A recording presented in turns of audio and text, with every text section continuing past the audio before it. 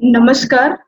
औद्योगिक प्रशिक्षण संस्थानों के व्यवसाय, computer operator and programming assistant के विषय सैद्धांतिक की पाठचर्या में अंकित कंप्यूटर मेमोरी पर आज हम आपको प्रशिक्षण प्रदान करेंगे। What is a computer memory? Computer memory क्या है तथा इसका कंप्यूटर में क्या उपयोग है? कंप्यूटर मेमोरी एक फिजिकल स्टोरेज डिवाइस है जो इंफॉर्मेशंस को टेम्पोररी अथवा परमानेंटली स्टोर करने में सक्षम है। फिजिकल स्टोरेज डिवाइस मीन्स कि ऐसी कोई डिवाइस जो डेटा को, इंफॉर्मेशंस को अथवा इंस्ट्रक्शंस को स्टोर करके रख सके। मतलब मेमोरी एक फिजिकल स्टोरेज डिवाइस है जो डेटा, इंफॉर्मेशन या किसी भी प्रोग्राम से रिलेटेड इंस्ट्रक्शंस को टेम्पोररी अथवा परमानेंटली स्टोर करने में सक्षम होती है। हम ऐसे भी कह सकते हैं, हम इंसान याद रखने के लिए अपने माइंड या मस्तिष्क का इस्तेमाल करते हैं, बट कंप्यूटर के पास अपना कोई भी माइंड या मस्तिष्क नहीं होता जिससे वो डेटा को याद करके रख सके। तो बात ये आती है कि कंप्यूटर मेमोरी फिर डेटा या इंफॉर्मेशन को याद कैसे रखता है। तो कंप्यूटर जो होता है वो डेटा या इंफॉर्मेशन को याद रखने के लिए एक डिवाइस का इस्तेमाल करता है, एक उपकरण का इस्तेमाल करता है जिसे मेमोरी कहा जाता है। इस मेमोरी को ही कंप्यूटर का याददाश्त कहा जाता है, इसे ही कंप्यूटर मेमोरी कहा जाता है। अब बात ये हुई कि डेटा को टेम्पोररी अथवा परमानेंटली स्टोर करके रखने की बात। तो टेम्पोररी का मतलब ये हुआ कि डेटा को अस्थायी भी रख सकता है, और डेटा को परमानेंटली का मतलब यह हुआ कि डेटा को हमेशा के लिए स्टोर करके रख सकता है। अब ये आता है कि मेमोरी डेटा को स्टोर कैसे करती है। तो मेमोरी जो होती है ये छोटे-छोटे भागों में बटी हुई होती है और इसके प्रत्येक भाग को सेल कहा जाता है। प्रत्येक सेल की अपनी अलग आइडेंटिटी होती है या पहचान होती है जिससे पर्टिकुलर सेल को पहचाना जा सके। इसी सेल को एड्रेस या सेल पाथ कहते हैं, और इन्हीं सेल में डेटा को स्टोर किया जाता है। और जो डेटा स्टोर होता है इस सेल में वो किस फॉर्म में होता है? वो बाइनरी डिजिट्स के फॉर्म में होता है। कंप्यूटर मेमोरी यूनिट्स किसी भी स्टोरेज डिवाइस या मेमोरी की स्टोरेज कैपेसिटी को पता रखने के लिए, जानने के लिए कि ये मेमोरी कितना डेटा स्टोर करके रख सकती है, तो इन यूनिट्स का इस्तेमाल किया जाता है। तो जिसे जानना बहुत ज़रूरी है। कंप्यूटर मेमोरी जो होती है वो डेटा को 0 और 1 के फॉर्म में स्टोर करके रखती है। इन्हीं दो संख्याओं को बाइनरी डिजिट कहा जाता है या फिर बिट कहा जाता है। कंप्यूटर मेमोरी की सबसे छोटी इकाई बिट होती है। मतलब कंप्यूटर मेमोरी कितना डेटा स्टोर करके रख सकती है, ये जानने के लिए मेमोरी यूनिट का यूज किया जाता है।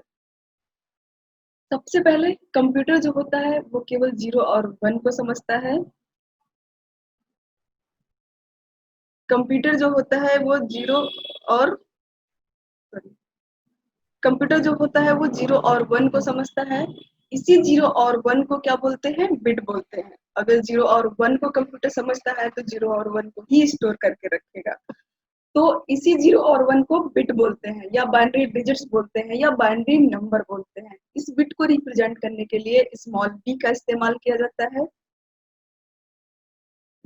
अगर ऐसे-ऐसे बिट, मतलब एक बिट में 0 और 1 होते हैं, अगर 4 बिट को एक साथ मिला दिया जाए, मतलब ये 4 बिट को एक साथ मिला दिया जाए तो क्या बन जाता है? एक निबल बन जाता है।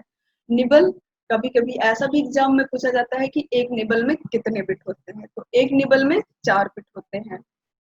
2 निबल और 8 बिट, मतलब 2 निबल का मतलब क्या हुआ? 8 बिट, क्योंकि एक निबल में 4 बिट होता है तो 2 निबल में 8 बिट होगा।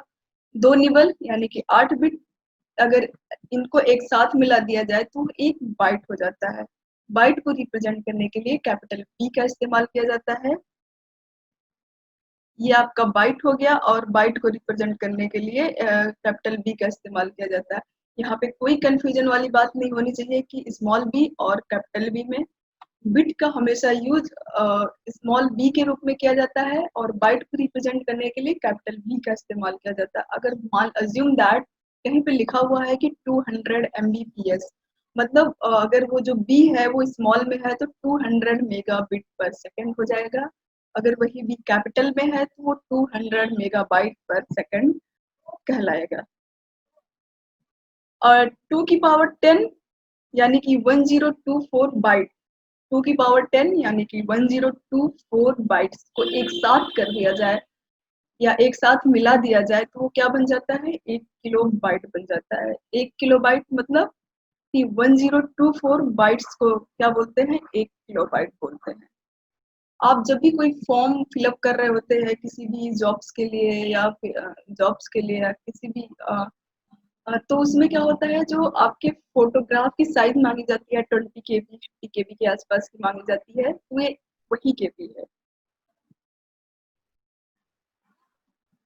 अगर ये हो गया, अगर 102 KB, 1 KB में 1024 बाइट्स होता है, और वैसे अगर 1 KB और मतलब 1 KB जैसे 1024 KB को एक साथ मिला दिया जाए तो क्या बन जाता है, 1 मेगाबाइट बन जाता है। मेगाबाइट यानी MB बन जाता है। तो आप जो भी MP3 सॉन्ग होता है वो 5 MB 7 MB मैक्सिमम 10 MB के होते हैं, तो ये वही MB है। और 1024 MB को एक साथ मिला दिया जाए तो क्या बन जाता है, तो वो 1 गीगाबाइट बन जाता है।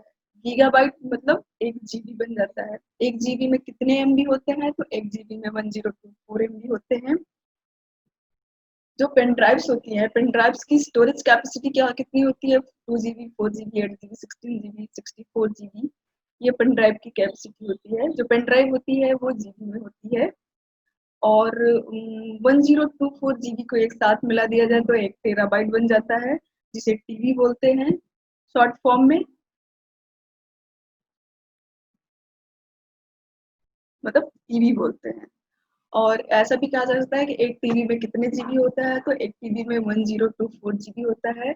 HCL एक ऐसी कंपनी है जिसने अपने पर्सनल कंप्यूटर में 1 TB की हार्ड डिस्क प्रोवाइड किया। तो कभी क्वेश्चन में ये भी पूछा जा सकता है कि कौन सी कंपनी ने अपने पर्सनल कंप्यूटर में 1 TB का हार्ड डिस्क प्रोवाइड किया, तो आपका आंसर हो जाएगा HCL। Types of memory, computer memory के प्रकार। मेमोरी को जो मेमोरी होती है वो डेटा को टेम्पोररी अथवा परमानेंटली स्टोर करने में सक्षम होती है। इन्हीं मतलब वो अलग अलग डेटा को स्टोर करती है, तो इसीलिए वो अलग अलग टाइप्स की मेमोरी का इस्तेमाल करती है। फर्स्ट हो गया कैश मेमोरी, ये मेमोरी का पार्ट है। Primary memory, secondary memory, in memory को हम आगे डिस्कस करेंगे, बट प्राइमरी मेमोरी के पार्ट्स को देख लेते हैं। प्राइमरी मेमोरी को बेसिकली 2 भागों में बांटा गया है, एक रैम, दूसरा रोम।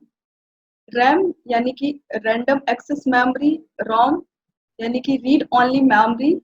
इस रैम को 2 भागों में बांटा गया है, एस रैम, स्टैटिक रैम, और D RAM means dynamic RAM. और रोम को 3 भागों में डिवाइड किया गया है, PROM, EPROM and EEP रोम।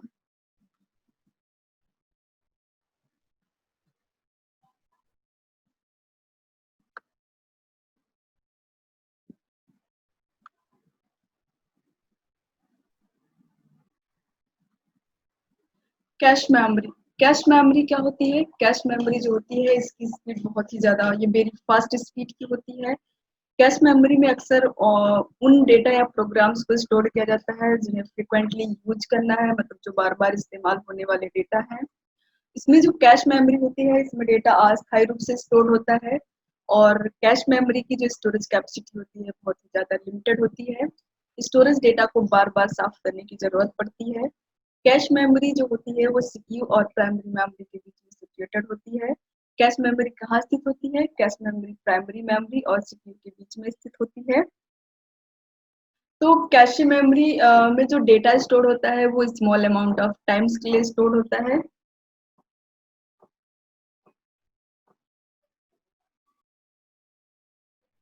अगर कैश मेमोरी, इसमें तो हम कैश मेमोरी के बारे में जान सकते हैं कि कैश मेमोरी की जो स्पीड होती है वो बहुत ही ज्यादा फास्ट होती है। फ्रीक्वेंट मतलब ये हो गया जो डेटा बार बार यूज किए जा रहे हों, वो डेटा इस मेमोरी में स्टोर होता है। तो कैश मेमोरी का पहला पॉइंट क्या हो गया, कैश मेमोरी जो होती है इसकी जो स्पीड होती है वेरी फास्ट स्पीड की होती है और वेरी स्मॉल साइज की होती है। कैश मेमोरी में उन डेटा को स्टोर किया जाता है जिसे बार बार इस्तेमाल किया जाना है, और जो डेटा कैश मेमोरी में स्टोर होता है वो टेम्पोररी रूप से स्टोर होता है, मतलब अस्थायी रूप से स्टोर होता है। इसमें डेटा बहुत देर के लिए स्टोर नहीं होता है और इसमें data small amount of times के लिए स्टोर होता है। और इसकी जो कैपेसिटी होती है, स्टोरेज कैपेसिटी छोटी होती है, इसलिए स्टोरेज कैपेसिटी भी जो होती है बहुत ज्यादा लिमिटेड होती है। कैश मेमोरी में जो डेटा स्टोर होता है वो यूजर के किसी काम का नहीं होता है।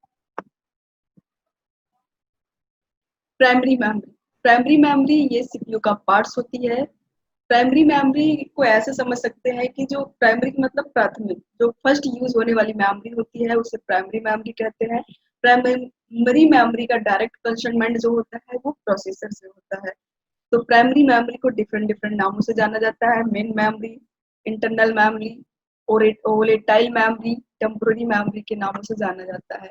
इंटरनल मेमोरी क्योंकि ये सीपीयू का पार्ट्स है इसलिए इसे इंटरनल मेमोरी के नाम से जाना जाता है। वोलेटाइल मेमोरी का मतलब क्या होता है, इसमें जो डेटा होते हैं वो काम खत्म होने के बाद होता है डिलीट हो जाते हैं। टेम्पोररी मेमोरी, इसमें जो डेटा स्टोर होते हैं वो बहुत ही कम टाइम के लिए या टेम्पोररी रूप से मतलब अस्थायी रूप से स्टोर होते हैं। प्राइमरी मेमोरी वर्तमान में किए जा रहे काम के इंस्ट्रक्शंस और डेटा को स्टोर किया जाता है। मीन्स ये हुआ कि जो भी प्रोग्राम करंट में एग्जीक्यूट कर रहा होता है वो प्राइमरी मेमोरी में एग्जीक्यूट कर रहा होता है। प्राइमरी मेमोरी नेक्स्ट पॉइंट है पावर सप्लाई या काम खत्म होने के बाद। पावर सप्लाई या काम खत्म होने के बाद डेटा स्वतः डिलीट हो जाता है। मतलब जब तक आपके सिस्टम में या आपके सिस्टम्स में पावर सप्लाई हो रही होती है तब तक रैम में डेटा स्टोर रहता है और एक बार पावर सप्लाई कट होने के बाद डेटा ऑटोमेटिकली या स्वतः डिलीट हो जाता है। और अगर काम खत्म हो गया उसके बाद क्या होता है, उसके बाद भी डेटा डिलीट हो जाता है और जो डेटा प्रोसेस के लिए प्रोसेस होना है वो डेटा आकर अपलोड हो जाता है। इसीलिए इसे एक वोलेटाइल टाइप्स की मेमोरी कहते हैं। मतलब पावर सप्लाई जब तक ऑन है तब तक प्राइमरी मेमोरी में डेटा एग्जीक्यूट होगा, प्रोसेस होगा और डेटा स्टोर्ड रहेगा। एक बार पावर सप्लाई ऑफ होने के बाद डेटा इरेज हो जाएगा, ऑटोमेटिकली डिलीट हो जाएगा।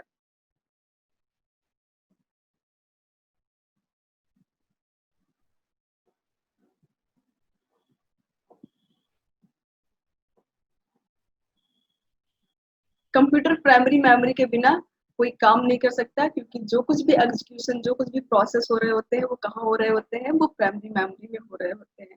ये प्राइमरी मेमोरी की इंटरनल मेमोरी मतलब जो अतिरिक्त मेमोरी होती है, ये सब बोल सकते हो कि ये एक इंटरनल मेमोरी है और ये अतिरिक्त मेमोरी यानी कि जो सेकेंडरी मेमोरी होती है उसके कंपैरिजन इसकी स्पीड जो होती है थोड़ी सी फास्ट होती है। तो प्राइमरी मेमोरी क्या होती है? प्राइमरी मेमोरी एक वोलेटाइल टाइप्स की मेमोरी है। प्राइमरी मेमोरी एक वोलेटाइल टाइप्स की मेमोरी है। ये एक टेम्पोररी टाइप्स की मेमोरी है और ये सीपीयू का पार्ट्स होती है। प्राइमरी मेमोरी में वो डेटा स्टोर होते हैं, इंस्ट्रक्शन स्टोर होते हैं जो करंट में एग्जीक्यूट या प्रोसेस हो रहे होते हैं। प्राइमरी मेमोरी में डेटा तब तक स्टोर रहता है जब तक पावर सप्लाई ऑन ऑन है या फिर काम चल रहा होता है। एक बार पावर सप्लाई ऑफ हो जाए या काम खत्म हो जाए तो डेटा ऑटोमेटिकली डिलीट हो जाता है।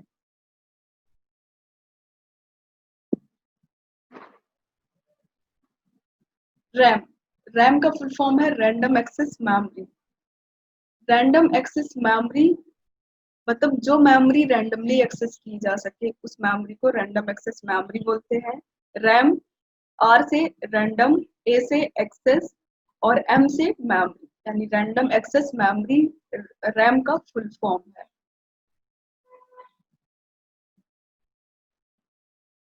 रीड एंड राइट, इस मेमोरी को केवल रीड किया जा सकता है, राइट भी किया जा सकता है। कोई भी मॉडिफिकेशन, कोई भी चेंज या कोई भी एडिटिंग करना है तो आप इस मेमोरी में इजीली कर सकते हो।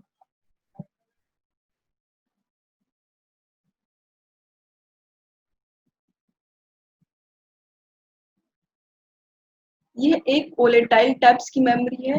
वोलेटाइल मींस ये होता है कि जैसे क्योंकि ये प्राइमरी मेमोरी का पार्ट है इसीलिए ये वोलेटाइल टाइप्स की मेमोरी है। जो भी डेटा जब तक रैम में पावर सप्लाई हो रही होगी तब तक डेटा आपके रैम में स्टोर रहेगा। एक बार पावर सप्लाई ऑफ होने के बाद डेटा ऑटोमेटिकली इरेज हो जाएगा या काम खत्म हो गया तब भी डेटा ऑटोमेटिकली इरेज हो जाएगा। ये कंप्यूटर की प्राइमरी मेमोरी का पार्ट्स होती है।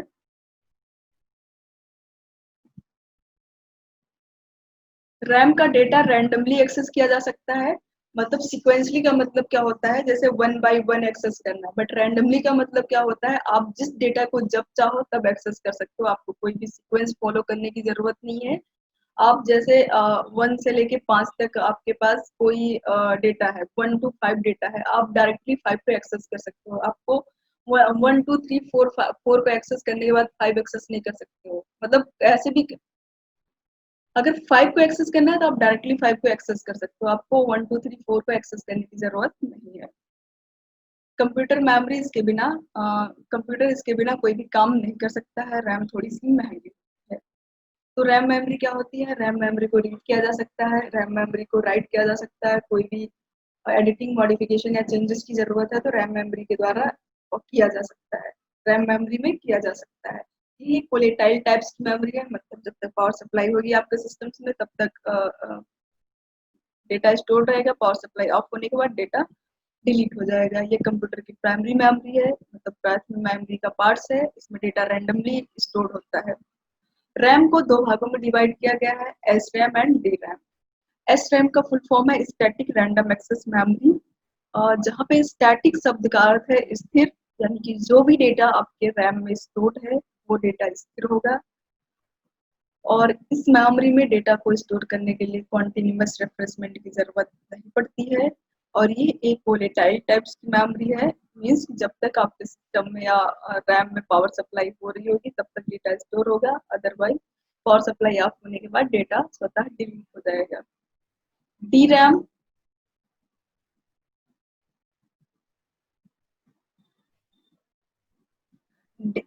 डी रैम की बात करते हैं तो डी रैम का फुल फॉर्म है dynamic random access memory. The word dynamic, dynamic का मीन्स ये होता है चलायमान। डायनामिक का अर्थ ये होता है कि चलायमान, मतलब हमेशा परिवर्तित होते रहना। तो डायनामिक रैंडम एक्सेस मेमोरी जिसमें डेटा हमेशा परिवर्तित होता रहता है, तथा इस मेमोरी में डेटा को स्टोर करने के लिए कॉन्टिन्यूअस रेफ्रेशमेंट की जरूरत पड़ती है। और जो डी रैम होती है ये भी एक नॉन वोलेटाइल टाइप्स की मेमोरी है। इसमें डेटा को स्टोर करने के मतलब स्टोर करने के लिए क्या होता है, पावर सप्लाई जब तक ऑन है तब तक आपके सिस्टम में डेटा स्टोर्ड है। एक बार पावर सप्लाई ऑफ हो जाती है तो आपका डेटा स्वतः डिलीट हो जाता है। आजकल यूज हो रहे लैपटॉप्स हो गया, आपके एंड्रॉइड फोन्स हो गए या पर्सनल कंप्यूटर्स हो गए, उन सब में डी रैम का इस्तेमाल किया जाता है क्योंकि ये कंपेरिजन टू एस रैम सस्ती होती है।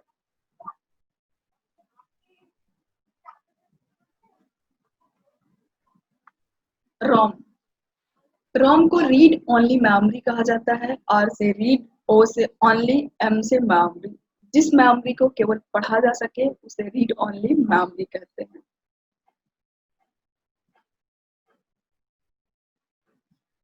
ओनली रीडेबल, ओनली रीडेबल मतलब ये एक ऐसी मेमोरी है जिसे केवल पढ़ा जा सकता है, इसमें कोई भी एडिटिंग, कोई भी चेंजेस या कोई भी मॉडिफिकेशन नहीं किया जा सकता है, इसीलिए इसे केवल रीड ओनली मेमोरी कहते हैं। मतलब कि जो भी कुछ इस मेमोरी में लिखा हुआ है आप उसे केवल पढ़ सकते हो, और उस मेमोरी में लिखे हुए जो डेटा है उनमें कोई भी चेंजेस, कोई भी मॉडिफिकेशन, कोई भी एडिटिंग आप नहीं कर सकते हो।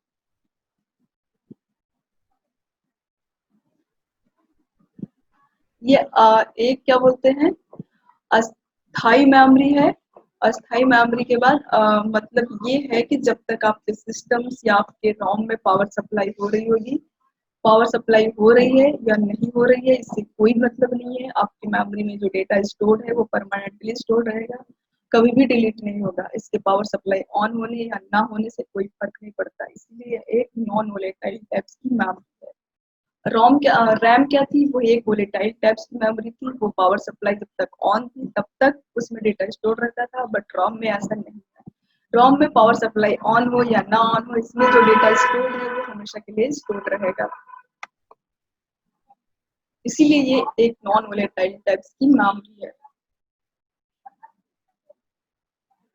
बेसिक फंक्शनैलिटी के इंस्ट्रक्शंस की बात करते हैं कि जब भी यह मेमोरी निर्माण के समय ही इसमें क्या बोलते हैं, प्रोग्राम्ड कर दिया जाता है। और जो बेसिक फंक्शनैलिटी की बात करते हैं तो जैसे कंप्यूटर का जो बूटिंग प्रोसेस होता है वो रोम में स्टोर किया जाता है। जैसे कंप्यूटर का चालू होना, ये एक रीड ओनली मेमोरी का पार्ट है, मतलब रोम में ही इसकी प्रोग्रामिंग की जाती है। मैन्युफैक्चरर द्वारा इस मेमोरी में एक ही बार में जो भी प्रोग्राम्ड करना है वो कर दिया जाता है।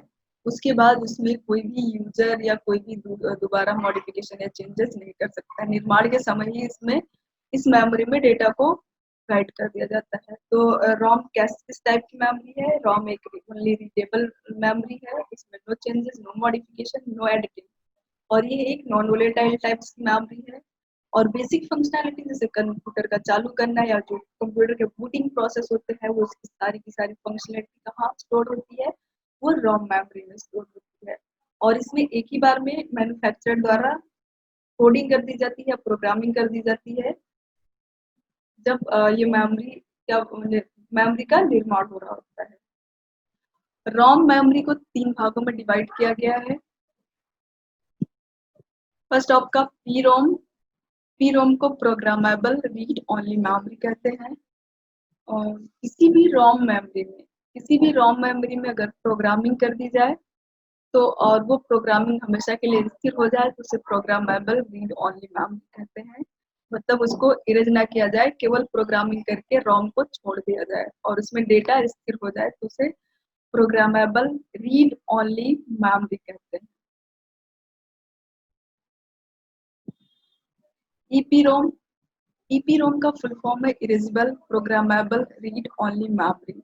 अभी क्या बोलते हैं, जिस रोम में प्रोग्रामिंग की गई है उसको इरेज किया जा सकता है, मतलब सिंपल विधि के नहीं, एक अलग टेक्निक के द्वारा, जिसे अल्ट्रा वायलेट रेज बोलते हैं। अल्ट्रा वायलेट रेज के थ्रू इस मेमोरी को इरेज किया जा सकता है और इसमें दोबारा कोडिंग की जा सकती है।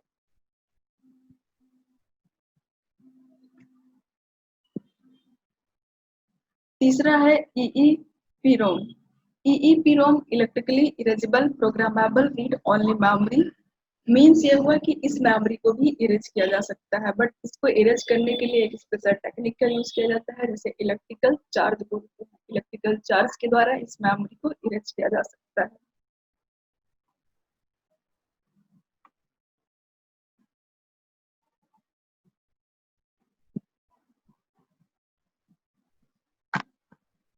Secondary memory. सेकेंडरी मेमोरी जैसे बोल सकते हैं ये एक द्वितीयक मेमोरी है, जिसे सेकंड यूज होने वाली मेमोरी को सेकेंडरी मेमोरी बोलते हैं। ये डिफरेंट डिफरेंट नामों से जानी जाती है। Auxiliary memory, external memory, non volatile types memory और permanent permanent memory. Auxiliary memory का मतलब ये हुआ, ये एक सहायक मेमोरी। एक्सटर्नल मेमोरी का मतलब ये हुआ कि बाहरी यूज होने वाली, बाहर से यूज होने वाली मेमोरी। नॉन वोलेटाइल मेमोरी का मतलब इसमें डेटा जब तक आप मतलब पावर सप्लाई से कोई मतलब नहीं होता है, इसमें जो डेटा स्टोर है वो हमेशा के लिए स्टोर रहेगा। और परमानेंट का मतलब क्या हुआ, इस मेमोरी में जो डेटा स्टोर किया गया है वो हमेशा के लिए स्टोर रहेगा।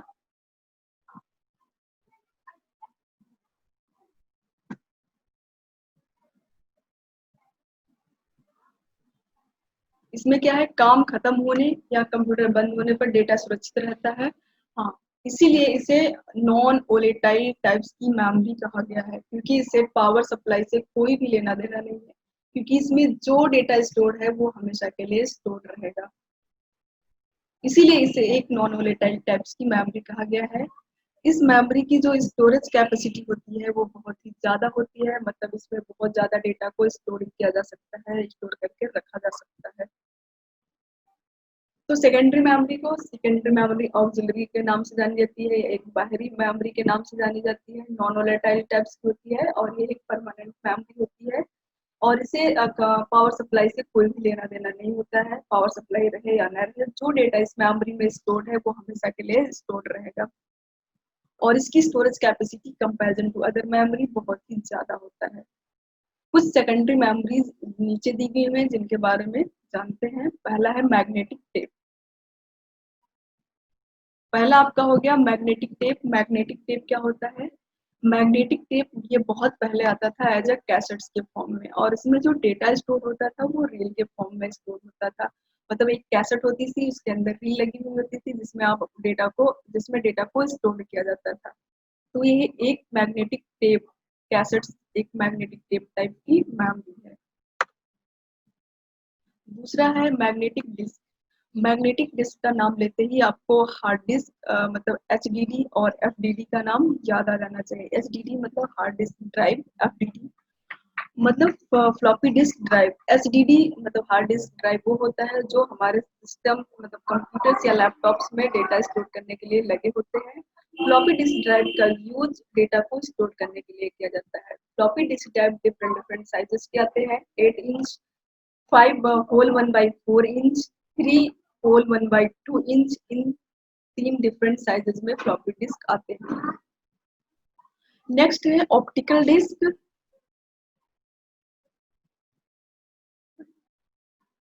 ऑप्टिकल डिस्क ऑप्टिकल डिस्क क्या होता है? ये ऑप्टिकल डिस्क में डेटा क्या होता है जो स्टोर होता है एज अ बर्न के फॉर्म में स्टोर होता है। मतलब उसमें डेटा जो होता है बर्न होता है।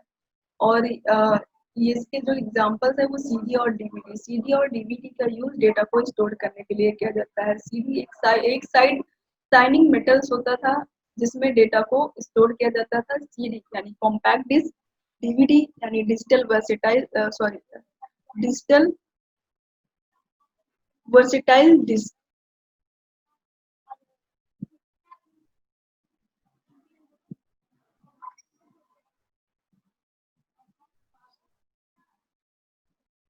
जो डीवीडी होती है इसका जो फुल फॉर्म है डिजिटल वर्सेटाइल डिस्क या फिर डिजिटल वीडियो डिस्क। जो सीडी होता है इसकी स्टोरेज कैपेसिटी होती है 700 MB के आसपास, और डीवीडी की जो स्टोरेज कैपेसिटी होती है वो 4.7 GB के आसपास होती है। नेक्स्ट है फ्लैश मेमोरी। फ्लैश मेमोरी क्या होता है? फ्लैश मेमोरी जो मेमोरी कार्ड और पेन ड्राइव्स होते हैं ये फ्लैश मेमोरी के एग्जांपल्स हैं। मतलब मेमोरी कार्ड और पेन ड्राइव किस टाइप्स की मेमोरी है? ये एक फ्लैश टाइप की मेमोरी होती है। डिफरेंसेस प्राइमरी मेमोरी और सेकेंडरी मेमोरी में क्या डिफरेंसेस है? Primary memory direct accessible bye processor. मतलब प्राइमरी मेमोरी का जो डायरेक्ट कंसर्नमेंट होता है वो प्रोसेसर से होता है। जो कुछ भी प्रोसेसर को काम करना होता है वो सबसे पहले कहाँ आता है? प्राइमरी मेमोरी में। का प्राइमरी मेमोरी से डायरेक्ट संपर्क होता है डेटा प्रोसेस होने के लिए। याद रखिए प्रोसेसर कभी भी डेटा को स्टोर करके नहीं रखता है। जब भी उसे डेटा की जरूरत पड़ेगी तो वो प्राइमरी मेमोरी से कांटेक्ट करता है। अब बात ये आती है कि प्राइमरी मेमोरी में डेटा कहाँ से आता है? तो प्राइमरी मेमोरी में डेटा सेकेंडरी मेमोरी से आता है। तो इसीलिए जो डायरेक्टली एक्सेसिबल होती है बाय प्रोसेसर या सीपीयू के द्वारा वो कौन सी मेमोरी होती है? वो प्राइमरी मेमोरी होती है। इट इज जो इनडायरेक्टली एक्सेसिबल होती है बाय सीपीयू के द्वारा वो कौन सी मेमोरी होती है? वो सेकेंडरी मेमोरी होती है। जो प्राइमरी मेमोरी होती है ये सेमीकंडक्टर्स मेटल की बनी हुई होती है, और जो सेकेंडरी मेमोरी होती है ये मैग्नेटिक और ऑप्टिकल मटेरियल से बनी हुई होती है। प्राइमरी मेमोरी कंप्यूटर का एक आवश्यक हिस्सा होता है, जबकि सेकेंडरी मेमोरी एक सहायक हिस्सा होता है। ये मतलब एक्सटर्नल बाहर से ऐसे बोल सकते हो ये एक बाहरी मेमोरी होती है जो कंप्यूटर के डेटा एग्जीक्यूट करने में हेल्प करती है।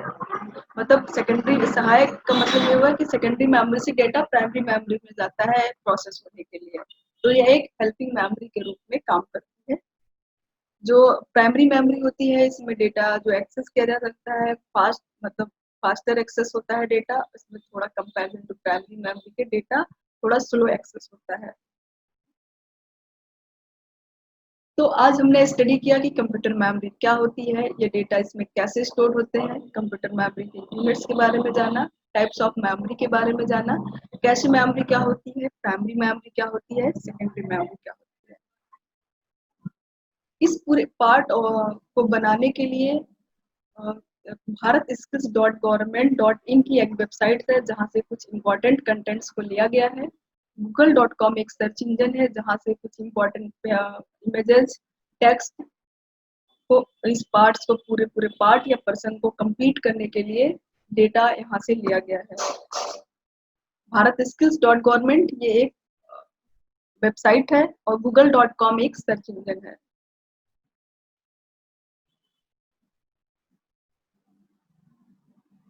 आज मैंने आपको कंप्यूटर मेमोरी पर प्रशिक्षण प्रदान किया। आशा है कि यह प्रशिक्षण आपको भविष्य में मददगार साबित होगा। धन्यवाद।